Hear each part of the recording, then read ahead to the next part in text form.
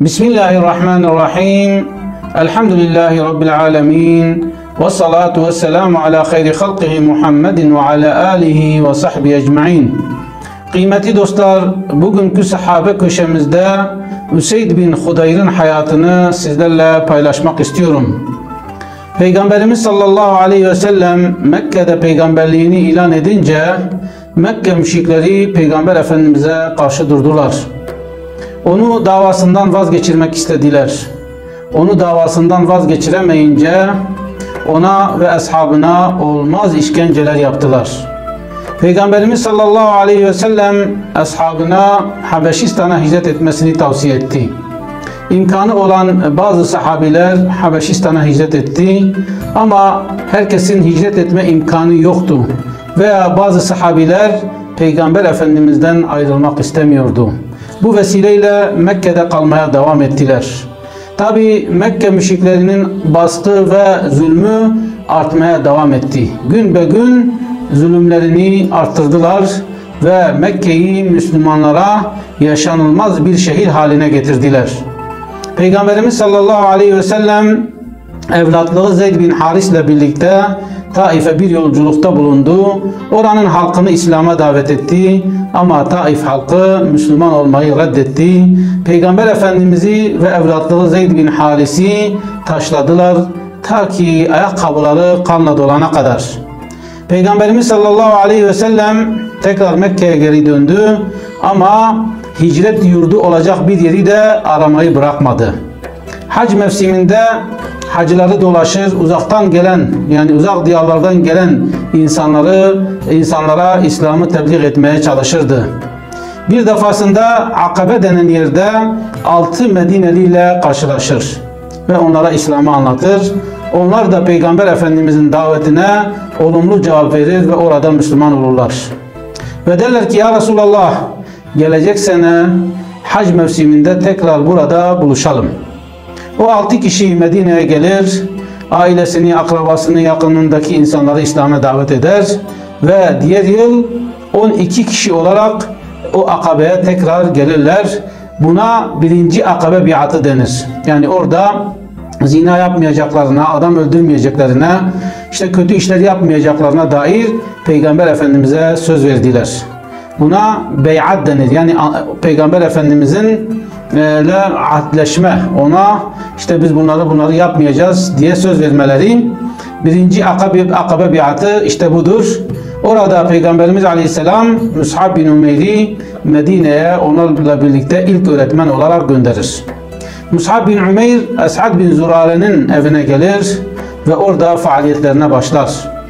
Tabi bu Müslüman olan 12 kişinin çoğunluğu Hazreç kabilesine bağlı insanlardı.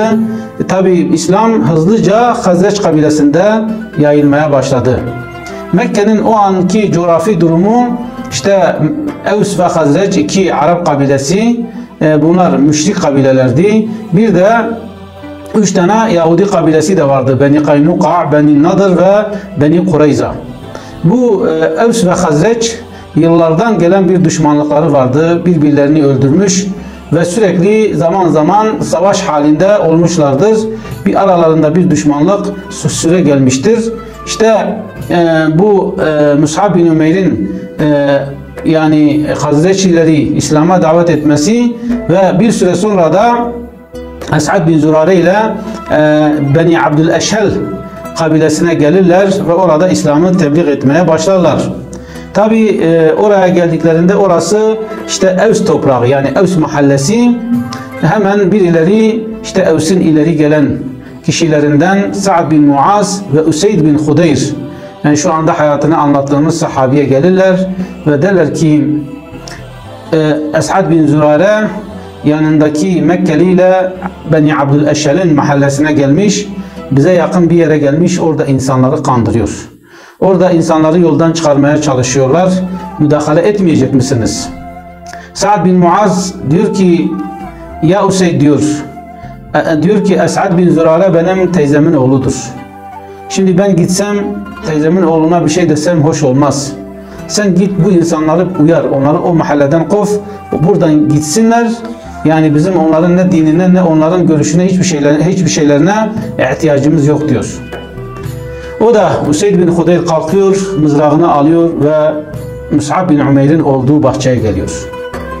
Mus'ab bin Umeyr'e diyor ki pılını pırtını topla, hemen buradan git. Biz dinimizi terk edecek değiliz. Sen buraya bizim zayıf olanlarımızı kandırmak için gelmişsin. Biz kendi dinimizden memnunuz, atalarımızın dininden memnunuz. Hemen kalk buradan git diyor. Mus'ab bin Umeyr ona dönüp gülümseyerek diyor ki gel bundan daha hayırlısını yapalım. Sen akıllı bir adama benziyorsun. Daha hayırlısını yapalım, herkes memnun olsun. O da diyor ki onun daha hayırlısı nedir? Yani nasıl daha hayırlı olacak? Diyor ki gel otur, ben sana davamı anlatayım. Eğer davamda bir eksiklik, bir hata görürsen kellemi uçurabilirsin. Kellem sana feda olsun. Ama doğru bir şey söylüyorsan da o zaman da sen teslim ol. Useyd bin Hudeyr diyor ki vallahi diyor sen adilane bir söz kullandın diyor. Yani bu insaflı bir söz, bunu yapmak gerek. Ve mızrağını yere saplıyor ve Mus'ab bin Umeyr'in karşısına oturuyor. Mus'ab bin Umeyr ona İslam'ı, peygamberi, Kur'an'dan da bazı ayetler okuyor. Useyd bin Hudeyr Kur'an'ın kelamından çok etkileniyor ve diyor ki bu dine nasıl girilir? Yani bu dine girmek nasıl oluyor? Mus'ab bin Umeyr diyor ki gideceksin, yıkanacaksın, elbiselerini temizleyeceksin ve eşhedü en la ilahe illallah ve eşhedü enne Muhammeden Resulullah diyeceksin ve İslam dairesine gireceksin, 2 rekat namaz kılacaksın, artık sen bir Müslüman olacaksın. Useyd bin Hudeyr hemen yakın bir kuyuya gidiyor, orada yıkanıyor, elbiselerini temizliyor, gelip eşhedü en la ilahe illallah ve eşhedü enne Muhammeden abduhu ve rasuluhu deyip İslam'a giriyor. Tabi oradan kalkıp Sa'd bin Muaz'ın yanına geliyor. Sa'd bin Muaz diyor ki vallahi gönderdiğim halde değil diyor. Ve Useyd bin Hudeyr Sa'd bin Muaz'ın da Müslüman olmasına vesile oluyor. Orada bulunan insanlar diyorlar ki yani Sa'd bin Muaz, Useyd bin Hudeyr Müslüman olmuşsa artık bizim de Müslüman olmamız gerekir. Çünkü kabilemizin en akıllıları bunlar. Bunlar en doğrusunu bilir. Onlar İslam'a girmişse bir hikmeti vardır. Onlar da İslam'a giriyor ve Medine, Evs ve Hazreç dediğimiz kabileler neredeyse tamamı Müslüman oluyor. Artık Peygamber Efendimizin hicretine de bir yol açılıyor. Medine artık Peygamber Efendimiz'i bekliyor. Ve diğer yıl hac mevsiminde Mus'ab bin Umeyr 75 kişilik bir grubu hac mevsiminde Akabe denen yere getiriyor. Burada da 2. Akabe biatı gerçekleşiyor. Orada adam öldürmeyeceklerine, Peygamber Efendimiz'i koruyacaklarına ne yapıyorlar? Söz veriyorlar. Peygamber Efendimiz de amcası Abbas'la birlikte o toplantıya katılıyor ve ondan sonra o sözü onlardan aldıktan sonra Medine için hazırlıklara başlıyor ve Mekke'den Medine'ye hicret ediyor. İşte Evs ve Hazreç Medine'deki 2 kabile Ensar adıyla yani muhacirlere kucak açan, onlara yardım eden vasfı kazanıyor. Mekke'den gidenler muhacir, Medine'deki Müslümanlar da Ensar oluyor. O kardeşlerine kucak açıyorlar. Hatta Useyd bin Hudeyr, Zeyd bin Haris'le ne oluyor? Kardeş oluyor. Yani Peygamberimiz Aleyhisselam Medine'ye geldiğinde eshabını birbirine kardeş yapıyor. Bir muhacir, bir ensar. O karşılaştırmada da Useyd bin Hudeyr'in kardeşi Zeyd bin Haris oluyor. Ve Useyd bin Hudeyr Peygamber Efendimiz'e aşırı bir sevgisi var, aşırı bir aşkı var. Bedir Savaşı dışında bütün savaşlara katılıyor. Hatta Uhud Savaşı'nda 7 yara almasına rağmen Uhud Savaşı'ndan sonra müşrikler takip edildiği zaman o yaralarına rağmen yine de o sefere katılıyor ve o seferden geri kalmıyor. Tabi Useyd bin Hudeyr yani mizah yönü olan bir insan. Bir gün ashaba bir şeyler anlatırken ashabı güldürüyor. Arkadan da Peygamber Efendimiz eliyle böyle böğrünü dürtüyor. O da diyor ki ya Resulallah sen beni incittin diyor. Beni acıttın. Peygamberimiz Aleyhisselam da ya Useyd diyor gel kısasını yap diyor. Yani ben seni acıtmışsam sen de gel aynı yerimi acıt. Bu dünyada hesaplaşalım. Öbür dünyaya kalmasın. Useyd diyor ki ya Resulallah diyor sen çıplak yerime dokundun. Senin ise oranda o elbise var. Peygamberimiz Aleyhisselam gömleğini kaldırıyor, çıplak teni ortaya çıkıyor. Üseyd bin Hudeyr Peygamber Efendimiz'e yapışıyor ve o vücuduna, mübarek vücudunu değdiriyor, öpüyor ve diyor ki fidâke ebi ve ummi. Annem babam sana feda olsun ya Resulallah. Ne kadar da arzulamıştım sana dokunmayı, seni hissetmeyi çok istemiştim. Şükürler olsun hedefime ulaştım diyor. İşte Üseyd bin Hudeyr Peygamber Efendimiz'i böyle seven bir insan. Üseyd bin Hudeyr'in başka bir özelliği de sesi çok güzel, çok güzel sesli, yanık sesli bir sahabi. Hatta Kur'an okuduğunda geceleyin sürekli böyle virt gibi her akşam karanlık çökünce bahçesinde Kur'an okur. Komşuları onun sesini duyunca etrafına toplanır ve onun sesini dinlerlerdi. Üseyd bin Hudeyr'in öyle güzel bir sesi vardı. Bir gece evin arka bahçesinde çocuğu yanında uyumuş, bir de karşıda da atını bağlamış ve tekrar böyle ezberinde olan Kur'an'ı okumaya başlıyor. Kur'an'ı okumaya başlayınca atı ürküyor ve kendini o ipten kurtarmak için girişimde bulunuyor. Üseyd bunu görünce susuyor, bakıyor ki atı da durdu. Kur'an-ı Kerim'i okumaya başlıyor, at tekrar ürküyor ve yerinde duramıyor. Üseyd bin Hudeyr durunca tekrar at duruyor. Çocuğuna bir zarar gelir diye Kur'an-ı Kerim'i okumayı bırakıyor. Çocuğunu içeriye sokmak istiyor. Bakıyor ki semada, gökte böyle buluta benzer bir şey, içinde de kandiller var ve göğe yükseldiğini görüyor. Şaşırıyor. Ertesi gün bunu Peygamber Efendimiz'e anlatınca Peygamberimiz Aleyhisselam diyor ki senin o güzel sesini melekler de dinlemek istedi. Yani gökten melekler indi ama sen o Kur'an'ı kesince onlar da tekrar yukarıya doğru çıktılar. Eğer sen okumaya devam etseydin Medine halkının tamamı o kandili görecekti. İşte Üseyd bin Hudeyr böyle bir sese de sahip, böyle Kur'an'ı seven, sürekli Kur'an'ı okuyan bir sahabi. Yani bu sahabiler Kur'an'a o kadar aşık ki yani melekler onların o samimiyetini mükafatlandırmak veya işte ne bileyim onları dinlemek için gökten iniyorlar. Yani bizlerden böyle insanlar çıkmıyor? Neden biz de onların yolunu takip etmiyoruz? Samimi bir dille neden bir Kur'an okumuyoruz? Nice insanlar Kur'an'ı okumuş ama bugün hocam ben artık okuyamıyorum diyor. Neden? Çünkü hiçbir zaman Kur'an'ı eline alıp da şu Allah'ın kelamını bir okuyayım, şu kelamı bir anlayayım. Yani ben elhamdülillahi Rabbil alemin dediğim zaman ne diyorum? Elif, lam, mim, zalikel kitabu la raybe fihi huden lil muttaqin. Ben bunu okuduğum zaman bu bana ne söylüyor? Hiç ne merak ediyoruz ne de okuyoruz.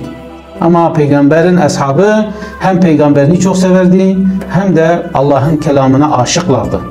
İşte Üseyd bin Hudeyr böyle bir insan. Tabi Peygamber Efendimizin vefatından sonra Hz. Ebu Bekir'in halife seçilmesinde o da büyük bir rol oynuyor. Yani Beni Sa'd yurdunda Sa'd bin Ubade halife olmak istiyor. O diyor ki bu göreve en layık olan insan Hz. Ebu Bekir'dir diyor ve o toplantıya iştirak etmiyor. Onların o hilafet temennisini onaylamıyor. Hz. Ebu Bekir'in yanında yer alıyor. Hz. Ömer zamanında Üseyd bin Hudeyr bir gün Hz. Ömer ona bir elbise gönderiyor. Tabi o zaman kumaş çok kıymetli. Kumaşı dikecek yani böyle tam bir elbise çıkmıyor. Yani diyelim bir gömlek dikecek, bir pantolon dikecek, gömleğe tek yetiyor.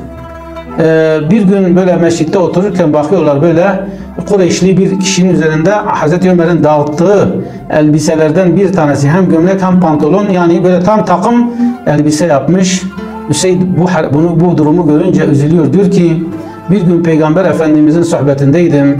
Peygamberimiz dedi ki ya Üseyd bir zaman gelecek siz ensar azalacaksınız ve başkalarını size tercih edecekler. İşte biz bu günleri yaşıyoruz diyor. Birisi hemen Hazreti Ömer'e bu lafı ulaştırınca Hazreti Ömer hemen koşarak camiye geliyor. Bakıyor ki Üseyd namaz kılıyor. Namazını bitirdikten sonra diyor ki ya Üseyd diyor neden bu sözü kullandın diyor. Ya Ömer diyor ben bunu görünce Peygamber Efendimizin o sözü aklıma geldi. Hazreti Ömer diyor ki vallahi gördüğün doğru değil. Ben o kumaşı Ensardan, Bedir ehlinden birisine vermiştim. O da ihtiyacı olduğu için Kureyşli bir o gördüğün kişiye satmış. O da kendine bir elbise yapmış. Yani ben kesinlikle hiç kimseyi size tercih etmem. Çünkü Peygamber sizi severdi. Ben de sizi seviyorum. Peygamber ensarı severdi, ben de ensarı seviyorum. Bundan şüpheniz olmasın. Sen benim hakkımda yani kötü mü düşünüyorsun diyor. Üseyd diyor ki ya Ömer vallahi senin hakkında kötü düşünmüyorum. Senin adaletinden zerre şüphem yok ama o insanı öyle görünce Peygamber Efendimiz'in o hadisini hatırladım ve onu cemaate zikrettim diyor. Ve o şekilde Hazreti Ömer onu memnun ediyor, onun büyüklüğünü tanıyor, o da Hazreti Ömer'in büyüklüğünü tanıyor. Useyd bin Hudeyr Hazreti Ömer zamanında vefat ediyor. Vefat ettiğinde 4000 dinar borcu vardı.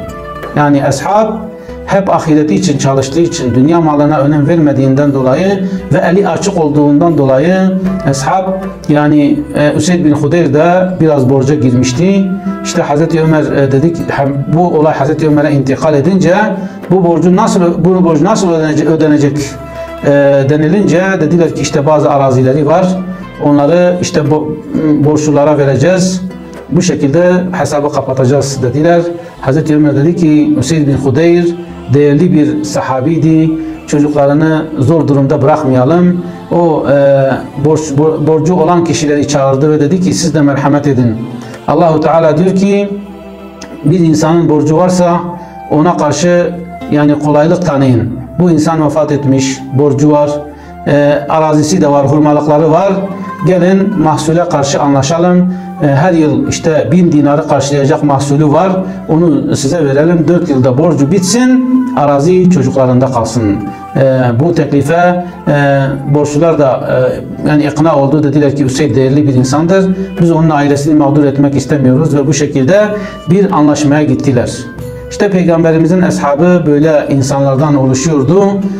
Peygamberimiz Aleyhisselam her ne kadar zayıf dense de sahabi ken nucumi bi eyyihime ihtedeytum. Sahabiler yıldızlar gibiydi. Yani biz hangisini takip edersek onların vesilesiyle Allah'a ulaşırız. Çünkü Yüce Allah ayet-i kerimede Muhammedun Resulullah, Muhammed Allah'ın Resulüdür. وَالَّذ۪ينَ مَعَهُ اَشِدَّاءُ عَلَى الْكُفَّارِ رُحَمَاءُ بَيْنَهُمْ. O sahabiler de yani peygamberle olan sahabiler kişiler de kafire karşı şiddetli, Müslümana karşı ise merhametlidirler. Yüce Allah o sahabileri övmüş. Radiyallahu anhum ve radu an. Allah onlardan razı oldu. Onlar da Allah'ın verdiği nimetlere razı oldular. İşte sahabe nesli böyle bir nesildi. Yüce Mevlam bizleri onların yolundan giden kullarından eylesin. Bizlere bu dünyada da ahirette de güzellikler ihsan eylesin. Bizleri cehennem azabından korusun inşallah. Sizleri Allah'ın selamıyla selamlıyorum. Esselamu aleyküm ve rahmetullahi ve berekatuhu.